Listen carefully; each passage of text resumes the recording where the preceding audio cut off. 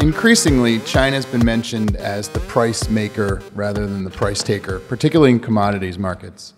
In your view, has pricing shifted east, and what does that mean for the traders in the room and the traders in general? Certainly, there is some evidence to suggest that is the case, or that is the path of travel. So a couple of examples there. One is obviously on iron ore, where we have a vested interest as the HKEX exchange. 60% of seaborne iron ore demand is driven out of China. China is the largest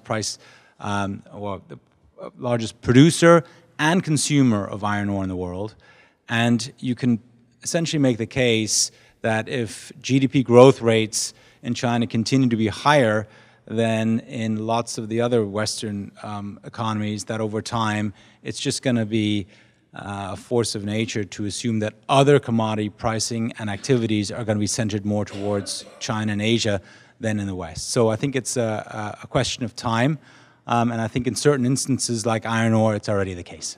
What about in freight and Baltic Exchange? Have you seen anything there? Freight obviously is an area of significant focus. You think about the Baltic Exchange, which is 271 years old and UK-based, increasingly now is having to open presences in China because a lot of the seaborne trade and pricing associated with seaborne trade is driven out of Chinese demand. And that's not unsurprising given what we talked about in terms of iron ore, but also net liquid gas. So we're thinking about trying to ensure that we have derivative products to align ourselves against that underlying client demand and appetite coming out of China, but also Pan-Asia. And that is where these routes and these activities can help. And I think that leads to the same point, which is that increasingly over time, Asia and specifically China are going to be price makers in a lot of these commodity complexes. China has already become major price maker in commodities market. When we look at the volume increase in recent years, we have no choice but to admit it. Shanghai Futures Exchange, Dalian, and Zhengzhou Commodities Exchange ranked global top 10 derivatives exchanges. Furthermore, China is one of the biggest country regarding supply and demand, the commodities. Global commodity traders keep track on the flows of Chinese futures market. So some policy changes and the main political event are like National Congress of a Communist Party affect the global market significantly.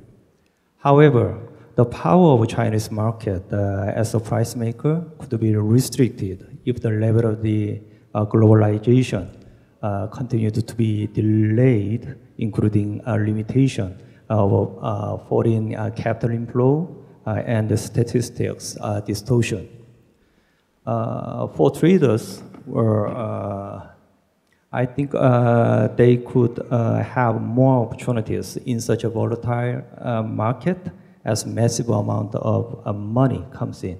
We're also currently building an onshore presence in China called QME, which would ultimately also act as an onshore pricing mechanism. And where that goes in the future is just hidden plans within the exchange, which I can't possibly tell you about. But it's huge marketplace, and it's China using and consuming most of the world's, or at least half of the world's commodities, which therefore the pricing mechanisms have to work for them. And that's what we're trying to do that with the international marketplace that we own. There was some articles circulating that HKEX is going to launch an iron ore futures contract. Is that the case? Is there a timeline? That is. I'm not sure if I'm even allowed to say it, but yeah, that is the case. We're very shortly going to launch an iron ore futures contract, being that based on the fact that 50% of the world's iron ore is consumed in China. That will play fairly nicely with the Dalian contract. The other thing with the commodities markets, and what we've seen reasonably good growth recently in LME, is the whole electric car business is actually fueling the whole onshore, offshore commodity market. And if you go to China, the electric car business is enormous. The electric motorbikes, the electric mopeds, it's enormous, and that's fueling quite a lot of the, certainly talking to the guys at the LME, that's fueling quite a lot of the trades that go through the London Metal Exchange at the moment.